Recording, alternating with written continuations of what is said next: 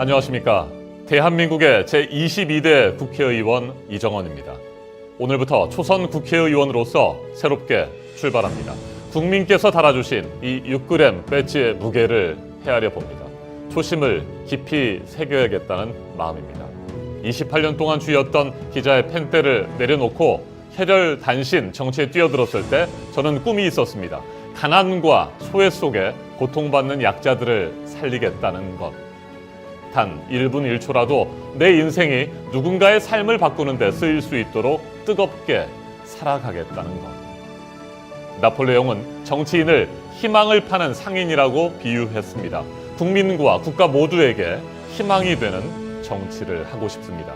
7가지 목표와 꿈을 기록해 두려고 합니다. 국민 여러분께 드리는 국회의원 이정헌의 약속, 인생의 새로운 도전을 시작하는 어느 초심자의 각오를 전합니다.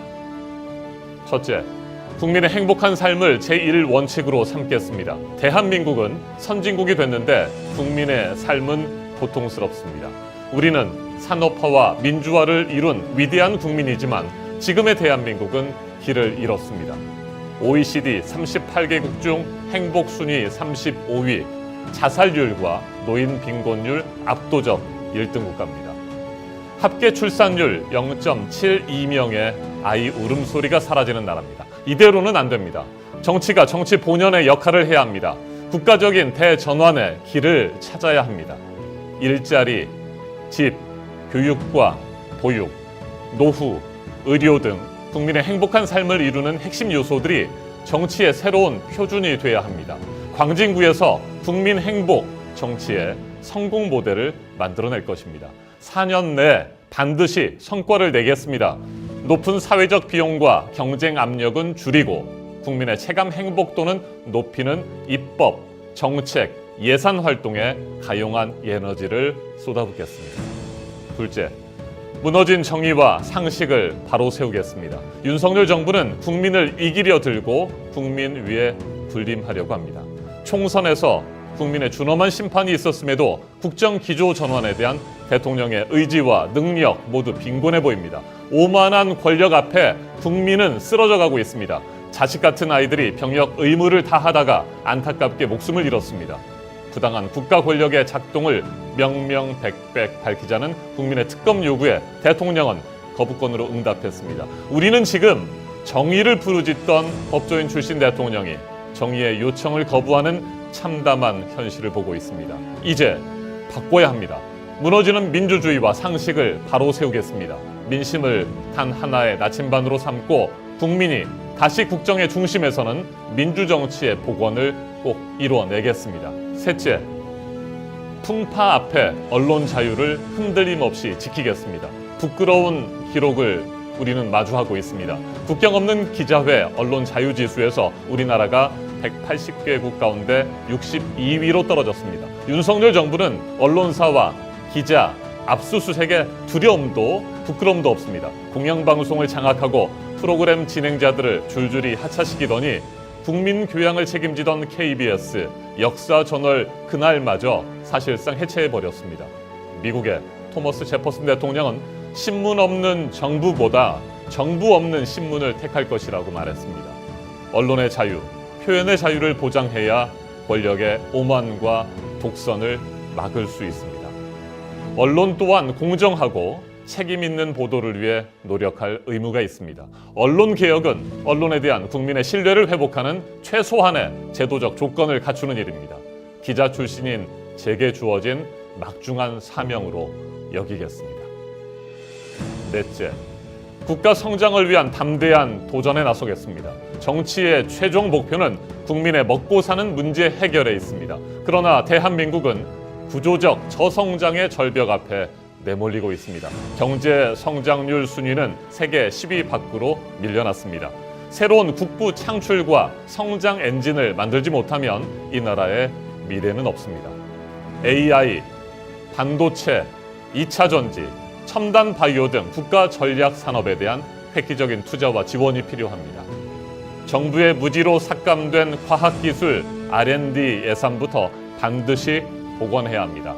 핵심 국가 과학기술에 대한 인프라 구축과 세계적 인재를 키우는 교육 투자에서 담대한 도전에 나서야 합니다. 국가의 미래를 개척하고 혁신을 만드는 길에 힘을 모으겠습니다. 다섯째, 언어의 품격과 인간의 품위를 지키겠습니다. 정치는 본디 말과 글로 이루어지는 법이며 정치인의 말과 글은 영혼의 집입니다. 남을 모욕하고 비난하기는 쉽습니다. 그러나 그렇게 뱉은 말은 결국 칼이 되어 본인에게 돌아옵니다. 그래서 언어의 품격이 중요한 것입니다.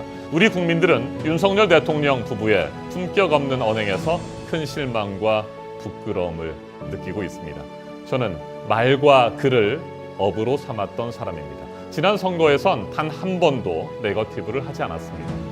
정치 또한 사람이 하는 행위인 바 감정의 동요를 차지하기란 참 쉽지 않습니다. 그러나 남의 잘못을 꼬집기에 앞서 자신을 먼저 돌아보고 제 일과 능력에 집중하겠습니다. 인간으로서 품위를 해치는 부끄러운 언행은 삼가도록 늘 주의하겠습니다. 여섯째, 과학과 데이터를 의정활동의 기초로 삼겠습니다. 좋은 뉴스와 기사는 풍부한 데이터와 통계로 가득합니다. 정책도 숫자로 말해야 합니다. 노무현 대통령께서는 참모들에게 수치를 근거로 말해야 정치 메시지에 힘이 생기네. 반드시 풍부한 데이터를 최대한 갖고 오게 라고 자주 강조하셨다고 합니다. 현란한 수사, 감정적 주장에 의존하는 정치는 지양하겠습니다. 모든 정책과 정무 활동의 기초를 과학과 데이터에 두고 합리적 의사결정을 내리기 위해 노력하겠습니다. 일곱째, 가장 열심히 공부하는 의원실을 만들어서 수권 정당의 길에 기여하겠습니다. 윤석열 정부의 가장 큰 문제는 이 나라를 어디로 끌고 가는 것인지 모르겠다는 점입니다. 마치 학습 계획을 세우지 않고 무작정 문제집만 펴는 수험생처럼 체계적인 국정 설계도 없이 개인의 직관에만 의존하는 모습을 보입니다. 그러니 KC 인증 의무화, 공매도 체계 논란과 같은 정책 혼선이 벌어집니다. 반면 우리 더불어민주당에서는 요즘 고무적인 모습들이 보입니다.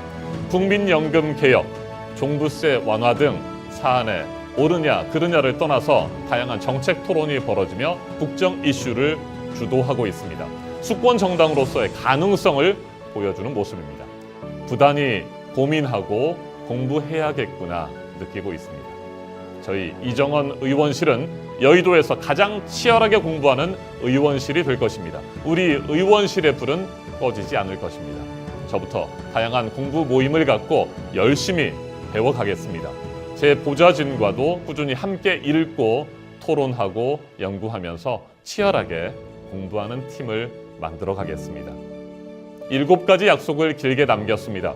스스로에 대한 다짐이자 저를 믿고 선택해 주신 서울 광진 갑 구민들과 국민 여러분께 드리는 각오입니다. 한자 한자 진심을 꾹꾹 눌러 담아서 썼고 말씀드렸습니다. 기대에 미치지 못하는 순간이 올 수도 있습니다. 부족하고 아쉬울 수도 있습니다. 그럴 때마다 제게 이 약속을 상기시켜 주십시오. 초심을 잊지 말라며 따끔하게 혼내주십시오. 국민만 바라보고 나아가겠습니다. 국민과 함께 국민을 위해 뛰겠습니다. 국회와 광진구를 땀으로 적시겠습니다. 감사합니다.